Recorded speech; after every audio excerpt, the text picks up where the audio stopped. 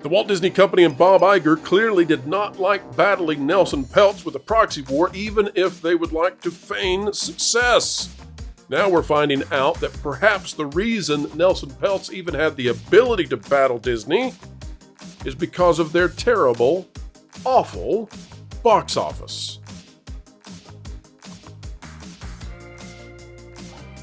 Hello folks, welcome back to the Pro Channel, where we endeavor every single day to explain entertainment and keep you ahead of the culture curve in a way that other channels simply aspire to.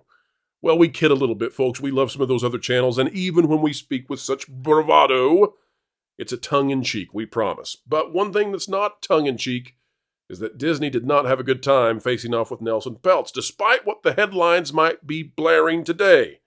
And guess what? The reason that Peltz had an opportunity to step in appears to have been because the movie business has not been kind to Disney. Or, perhaps you might say, Disney has not been kind to audiences. Let's bring on the panel and find out what business analysts have to say in that very regard. All right, folks, and here we are with the big day. This one out of CNBC by Sarah Whitten. Disney's cinematic drought may have opened a door for activist investor Nelson Peltz. How long did it take, guys, us saying that these movies are flops before they finally admitted they're flops? They were obviously flops, but nobody would say it. In fact, I would say Valiant Renegade is the reason they had to start doing it, because he started breaking it down with the actual economic acumen that they could no longer deny. Panelists, do you agree with that? Yeah, there's no way to deny it. After that story hit all of the outlets saying that Disney had at least $1 billion in losses. And by the way, if you are not aware of that story, that was a conservative number there of Disney losing $1 billion on movies in 1 year. And it only got worse because additional flops entered into the mix, rolling off the lesser flops of previous months. Indeed. Let's get to the article here. Disney Plus has struggled to return to the lofty, Disney, not Disney Plus. There's a plus symbol there. What a coincidence. Disney has struggled to return to the lofty box office records of 2019, and that may have helped open the door for its recent troubles with activist investor Nelson Peltz. Just 4 years ago, the studio had $7 billion films, which contributed to a global box office haul of more than $13.2 billion. Its studio entertainment segment posted revenue of $11.1 billion, and operating income of $2.69 billion. More recently, the House of Mouse has seen these revenues fall below $9 billion in both 2022 and 2023, as well as 6 straight quarters of operating losses within its content sales business, in which its box office and home entertainment divisions reside. Folks, it also needs to be said that partly what is even allowing Disney to have the numbers they are is Avatar: The Way of Water. But Disney does not necessarily receive back the monies from Avatar the way that they do with their other properties, because that is essentially a Cameron film that Disney gets to put their logo on, but it's only because it's grandfathered in as a result of their acquisition of Fox. So, and it goes on to mention this. It says, other than 2022's Avatar: The Way of Water, which Disney acquired as part of its $71 billion deal, the company has not had a movie generate more than $1 billion since the last Star Wars movies in 2019. Maybe that's why. Maybe we got tired of billion-dollar films after people were stuck with that stinker. Sony produced and distributed Spider-Man: No Way Home, which made $1.9 billion, although Disney's Marvel Studios did serve as a co-producer. So there's one small empty trophy they can receive. Now, Guardians of the Galaxy Volume 3 did fine, but guess what? There's another ding on it because, well, the guy who made it is now working for the opposition, so that's no good. Doctor Strange: The Multiverse of Madness made $955, but that was off the back of goodwill from Spider-Man. And then Black Panther: Wakanda Forever and Thor: Love and Thunder make less respectable amounts, especially given that they were Marvel films, and especially given that Black Panther: Wakanda Forever had every reason in the world, if it was a good movie, to drive close to $2 billion, given what happened, sadly, with Chadwick Boseman. And it goes on to talk about how this opened the door for Trian with movies like Wish, Indiana Jones: The Dial of Destiny, Lightyear, The Marvels, Haunted Mansion. You get the idea. We've talked about these almost ad nauseum, but that's only because they have made audiences ad nauseous. All right, panel, your thoughts on the idea that the blunders of Disney at the box office opened the door for Nelson Peltz? Yes. Well, it kind of Yes. implies that he wanted them to happen, and he certainly didn't. So in that sense, it's a little tricky. I think here's the thing about Disney's movie making endeavors, and we've said this many times on the channel, but specifically for this, it bears repeating. Disney never really made money on their films, and that sounds odd when you have these, the biggest films of all time. Their strategy was to make the biggest films of all time, and they would spend incredible amounts of money to make sure that they had the biggest film of all time. So you get these huge figures like this 350 to 375 million dollar figure for Indiana Jones and the Dial of Destiny. Some of that can be blamed on COVID, but you know what wasn't filmed during COVID? Rise of Skywalker, which was easily a $500 million production. You know what else wasn't filmed during COVID? Force Awakens, also another $500 million production. This is before you get to Solo, which was definitely reshot almost in its entirety, bringing in film legend Ron Howard.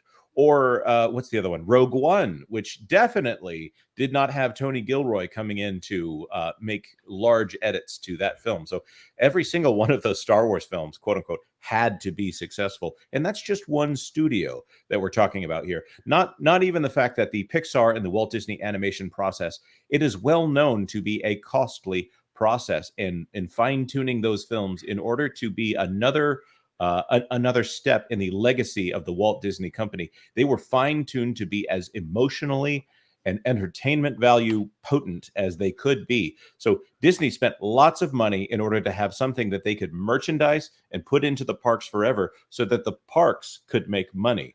And then there was the television business, which is a whole separate issue. So this cultural aspect here, it was revealed that the emperor had no clothes with the fact that the movie division did not really make money. When you look at the parks, when you look at media networks, they would be two $20 billion divisions in the same year that maybe the film division maybe made about $5 billion. So 40 billion, 5 billion. It really didn't make that much money for them. But without those being cultural touchstones that everyone watched, it exposes the failures of the company. It endangers the flywheel. Forgive me for going on so long. No, appreciate it greatly. Greatly. Any other thoughts out of the panel on this topic?